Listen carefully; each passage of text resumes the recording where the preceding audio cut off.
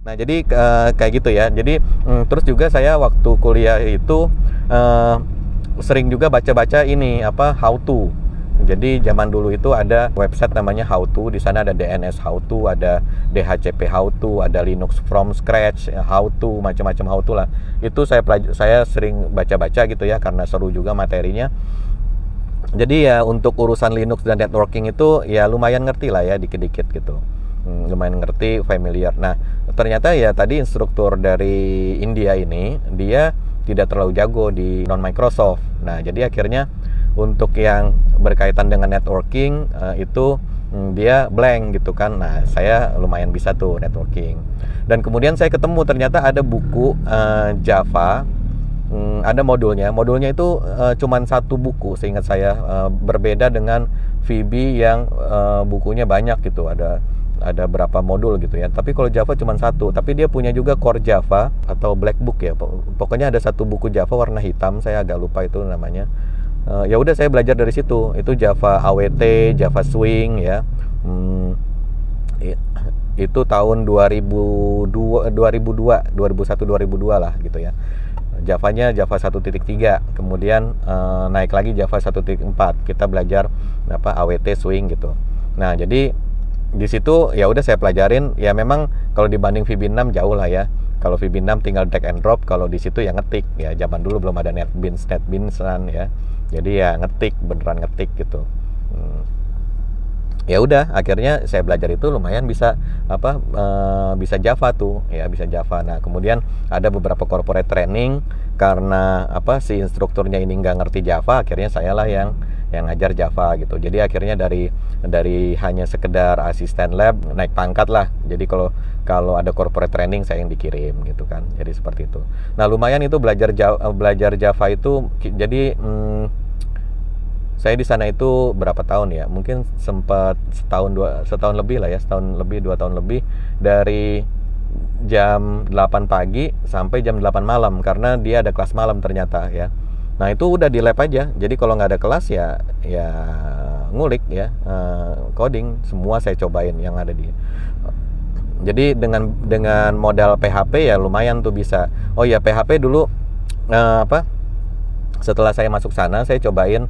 Ya namanya kita belajar programming, kalau nggak bikin aplikasi tuh kurang nyangkut gitu ya ininya. Akhirnya saya bikin aplikasi webmail ya, webmail. Jadi kayak apa ya, kalau zaman dulu teman-teman mungkin ada yang pernah kenal Squirrel Mail gitu kan. Jadi kita bikin aplikasi web yang nanti dia akan connect ke mail server dengan protokol IMAP atau POP3. Kemudian untuk ngirimnya kita pakai Postfix kalau nggak salah ya. Mail servernya Postfix, kemudian pakai SMTP, protokolnya SMTP. Jadi ya udahlah itu, saya bikin aplikasi webmail itu dengan PHP ya. Bisa sampai jadi kayak Gmail gitu. Jadi ada inboxnya, ada send itemnya, ada draft dan sebagainya gitu ya. Jadi dari situ pelajaran yang didapatkan adalah bagaimana membaca RFC. RFC itu request for comment ya. Itu adalah format spesifikasi untuk protokol yang ada di yang kita gunakan gitu. Jadi kayak POP3, IMAP, SMTP. Nah, itu protokolnya dijelaskan di RFC, nomor sekian kita baca, kemudian kita coding mengikuti spesifikasi yang ada di RFC tersebut gitu ya. Dan nih saya bikin inbox ya, bikin fitur inbox. Nah, kemudian bikin fitur inbox berdasarkan itu udah bisa support POP3, IMAP gitu ya. Jadi bisa baca email gitu ya, bisa baca email, ada list emailnya, nanti kalau diklik muncul ininya. Nah, kemudian muncul lagi muncul lagi problem. Ternyata attachment belum bisa dibuka. Lihat lagi RFC yang khusus tentang multi-part message gitu kan. Nah, ternyata harus diparsing. Kemudian isi emailnya base 64, kita harus convert lagi, misalnya dia kirim image atau dia kirim PDF gitu ya, kita harus convert lagi menjadi binary. Terus kemudian dari situ belajar baca RFC, kemudian coding untuk supaya comply terhadap RFC gitu ya. Udah nih setelah jadi jalan, aplikasi webmail saya bisa kirim dan terima ke aplikasi webmail saya juga gitu. Jadi saya nginstal 2 instance, yang satu alamat emailnya A, yang satu alamat emailnya B, udah bisa kirim-kiriman, kemudian udah bisa kirim juga attachment, udah bisa download attachment ya. Dah ternyata dikonekin ke Outlook. Jadi kalau kita buka Outlook itu apa ya? Anak zaman sekarang tahu nggak ya? Outlook itu aplikasi mail client. Jadi kita bukanya di aplikasi desktop ya, atau Thunderbird zaman dulu. Jadi kalau kita ngirim email dari situ, itu ternyata tidak kebaca di aplikasi web saya. Demikian juga kalau saya kirim, formatnya ternyata dibuka di Outlook berantakan gitu. Nah jadi disitulah baru mulai apa ya, oh ternyata walaupun speknya sama tapi orang implementasi beda-beda, sehingga kita harus bisa handle berbagai macam kondisi gitu ya. Nah dari situ dapat pesan moralnya di situ. Nah udah jalan nih Outlook, ternyata Thunderbird nggak jalan gitu ya. Ya gitu-gitulah. Ternyata kirim ke Yahoo format berantakan ya gitu-gitu. Nah jadi lumayan itu coding bikin aplikasi webmail itu sangat bermanfaat, sehingga saya bisa baca dokumentasi RFC gitu ya, dan kemudian bisa coding di situ. Nah kemudian dari situ kemudian ada tawaran kerja di perusahaan di Surabaya.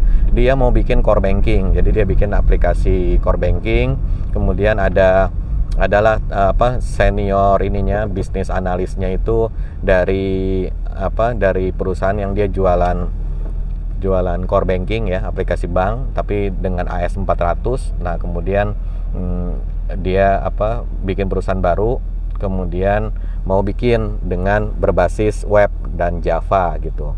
Ya udah akhirnya saya apply ke sana, keterima, ya udah kita bikin tuh. Nah di zaman itu belum ada Spring, karena itu saya ingat saya tahun 2003 ya, 2003 atau 2002. Jadi Spring belum ada, tapi Hibernate sudah ada.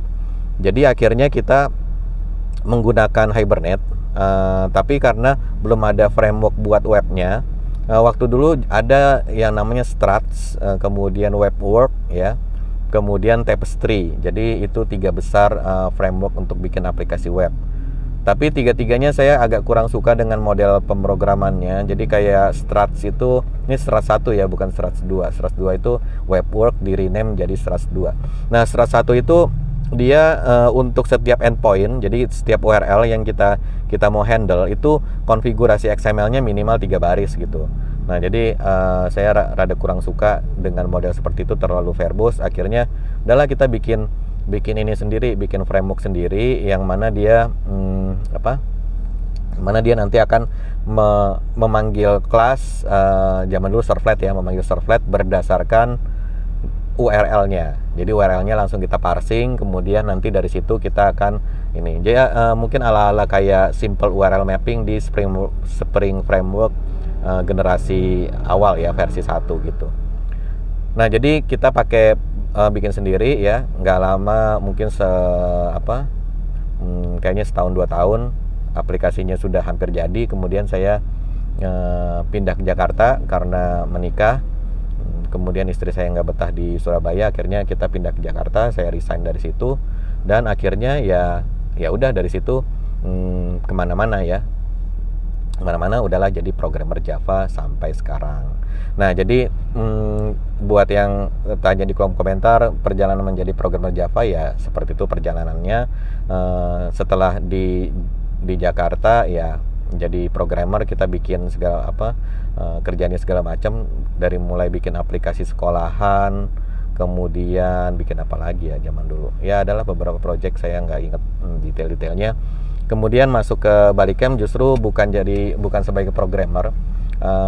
Di sana kita jadi namanya SEPG, Software Engineering Process Group.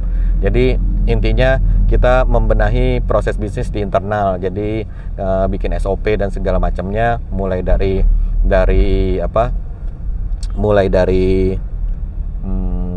bikin proposal project, kemudian sampai projectnya goal. Setelah itu mulai proses requirement, kemudian desain, kemudian coding, testing dan sebagainya, itu kita buatkan SOP-nya, kita carikan tools-toolsnya, best practice-nya seperti apa gitu ya. Nah itu kita cari di internet, best practice-nya orang-orang pakai seperti apa. Nah itu kita masukkan ke dalam SOP sehingga yang dipakai oleh tim project itu adalah prosedur yang sudah paling optimal dan the best lah, kira-kira seperti itu ya.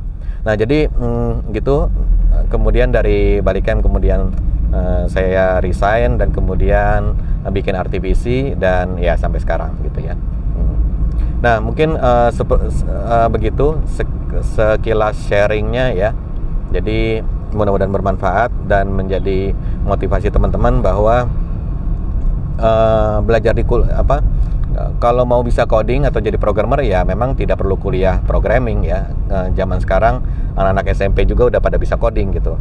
Nah untuk yang kuliah di informatika, di teknik informatika ya justru menjadi motivasi, jangan sampai nggak bisa coding gitu kan, karena yang nggak kuliah aja bisa coding ya, nanti kalau kalian yang kuliah tapi nggak bisa coding ya nanti gimana mau dapat kerjaan kan gitu ya. Dan kemudian untuk coding juga ya yang penting istiqomah belajar ya. Waktu zaman dulu itu dari mulai nggak bisa sampai bikin aplikasi webmail itu ya saya butuh saya belajar, kemudian Java itu juga belajar sendiri, modalnya lab dan buku saja. Di tahun segitu belum ada internet, belum ada YouTube ya, belum ada YouTube, yang bikin tutorial juga masih sedikit.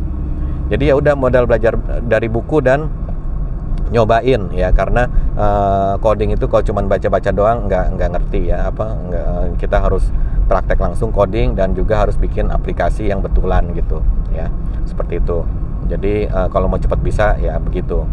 Dan kemudian juga sampai sekarang pun kalau belajar kalau kita mau belajar sesuatu yang baru ya memang butuh waktu juga, nggak instan. Jadi jangan dikira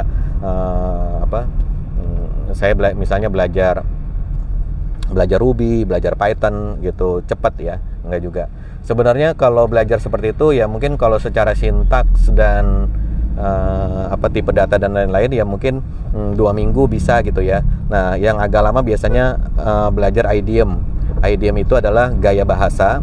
Jadi kita jangan sampai misalnya coding Ruby tapi stylenya pakai style Java gitu. Nah jadi jangan sampai seperti itu. Atau coding Java tapi stylenya pakai style PHP. Nah jangan begitu ya. Yang agak lama juga adalah kita belajar paradigma pemrograman. Jadi kalau dari prosedural kita belajar OOP itu biasanya butuh waktu agak lama.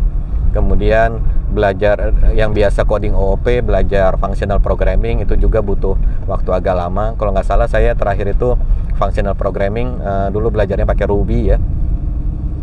Sintaks Ruby-nya sendiri ya 2 minggu udah bisa gitu ya. Cuma untuk memahami functional programming-nya itu butuh kalau nggak salah 3 bulanan ya, 3 sampai 6 bulan. Sama reaktif juga, waktu belajar reaktif itu juga kalau sintaksnya doang sih cepet, tapi untuk memahami kenapa begini, kenapa begitu, kapan kita pakai ini, kapan kita pakai itu ya 3 bulan lebih lah gitu ya. Jadi ya gitu, perjalanan saya belajar mudah-mudahan bermanfaat buat teman-teman semuanya. Jangan lupa klik like, subscribe, dan share ke teman-teman lain yang membutuhkan. Kita ketemu lagi di video yang lain. Assalamualaikum warahmatullahi wabarakatuh.